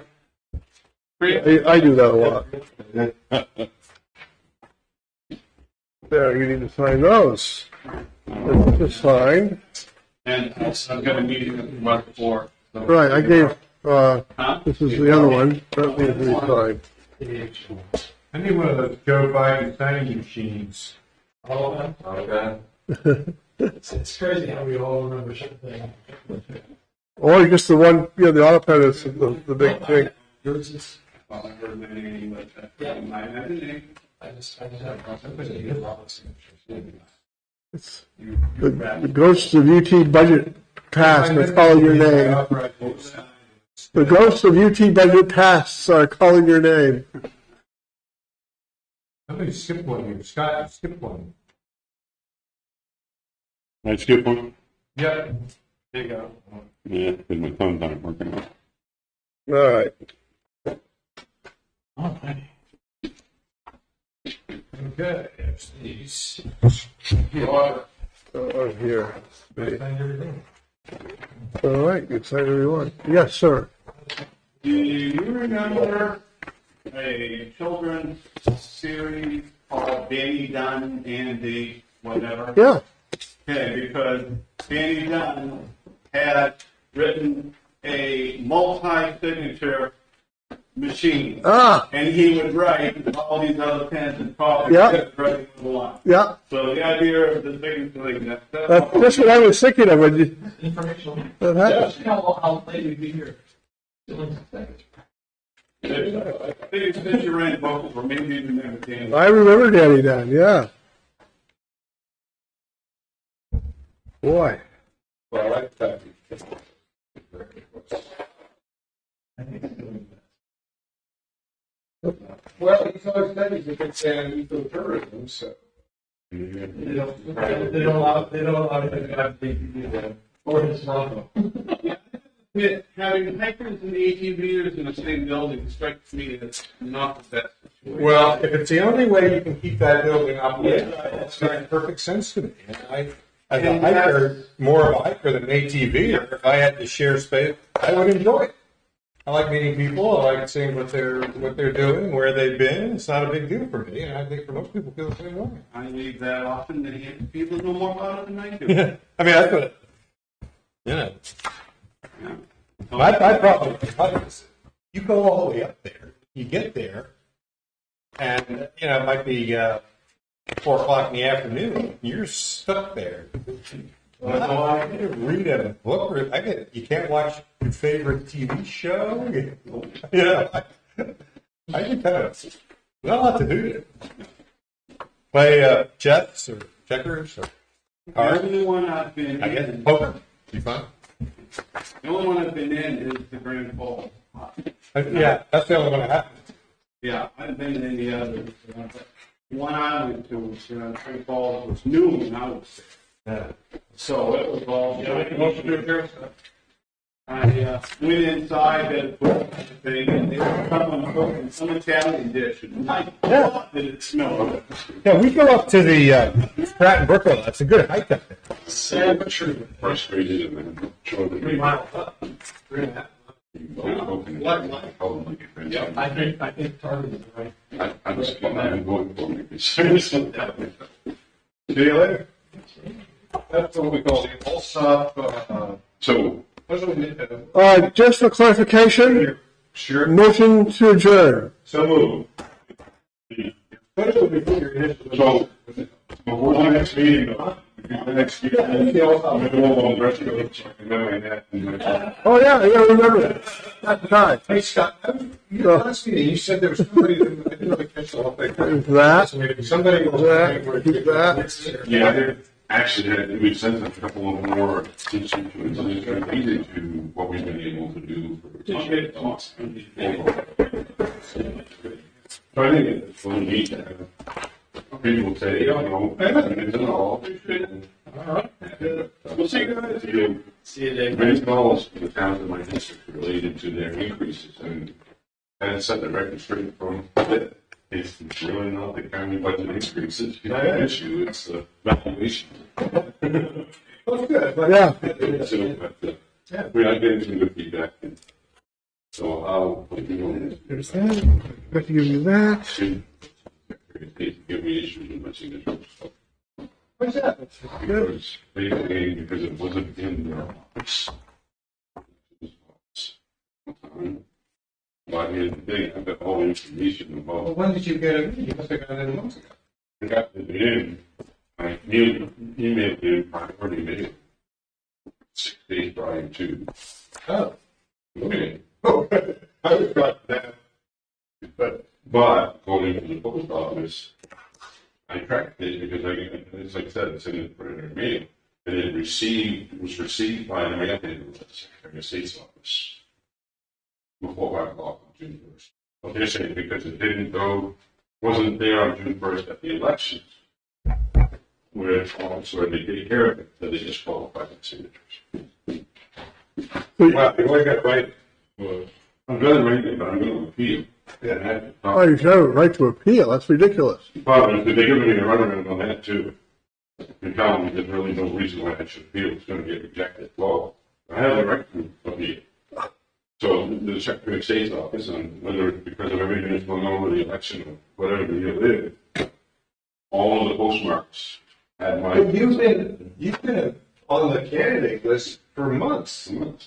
So, I'm the only person. I mean, I don't have an opponent. But you don't- There's another one that doesn't serve. yeah, but you don't get on the candidate list unless you submit your signatures, right? Well, you can't.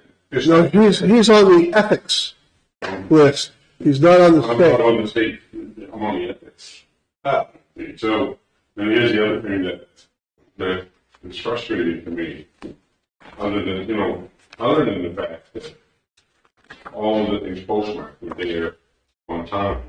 Their mail handler was within the Secretary of State's office 2 or 3 days to get it to the elections office, and that probably disqualified it. Well, that's not fair. Because postmark on the day it was supposed to be there at 5 p.m. in the hands of the mail handlers. But they're just giving me the run. So I've already prepared. In July, I can do a certified write-in, and I'll just have to notify my constituents about the city. Keep it quiet, so you don't get any other candidates. Well, I'm not saying anything, but because anybody else. At this point, we don't think they would already submitted signatures. Yeah. Nobody has, so. Unlike myself. So Too late. they can do a right certification as well, but I'll just notify publicly all my constituents that when they turn the papers in for certified writing, Yeah, you should like. signature discrepancies, but I'm going to talk with Josh Sargent from what's happening and say, hey, I don't believe that this should stand. I want to appeal. Do the process. Did you post But then when we had the Secretary of State's office that I can appeal, that I need to appeal to the Superior Court, which I thought it would be the higher court, No, Superior, it'll be Superior, sorry, Superior. which is that. But then in the same letter that Julie Flynn sent me, she says, here's a couple of the ones that we have disqualified. Appeal. This is the results, neither one of them got accepted, so there's really no sense, like basically what you're saying, in the letter, there's no sense for me to appeal. Well, actually, it's good to have those cases because you can word from those cases. Absolutely, and all I want is just clarification, and I can't even get anybody to tell me what the appeal process is. So, Well, yeah, and Josh Values can tell you that. yeah. So, But, yeah, it may just be a black and white thing that's like no ticket, no laundry. If you don't get them in time. But if you postmarked them and they were in I Augusta, checked the track, and they were in Augusta, and the mail handlers hands from the Secretary of State's office. They just don't get it. On that day though? It was on that day before. But they did not get to, they were at the Secretary of State's office, but they did not get to. Yeah, you're like, it seems like you You imagine 3 days later. So the mail handler was within the Secretary of State's office. that's why I go down and I pick up my papers and when I go down, And I would have done that. Well, and there's another discrepancy here too, because I had 2 people in their office tell me 2 different dates that they had to be certified by the towns to be in. I got all of them certified, and they're all correct, and they're all good. The reason they're disqualifying them is because of the mailing situation. Jeez. And I just don't think that's right. I'm going to Well, appeal. I mean, my second option is. If they are in the Secretary of State's office,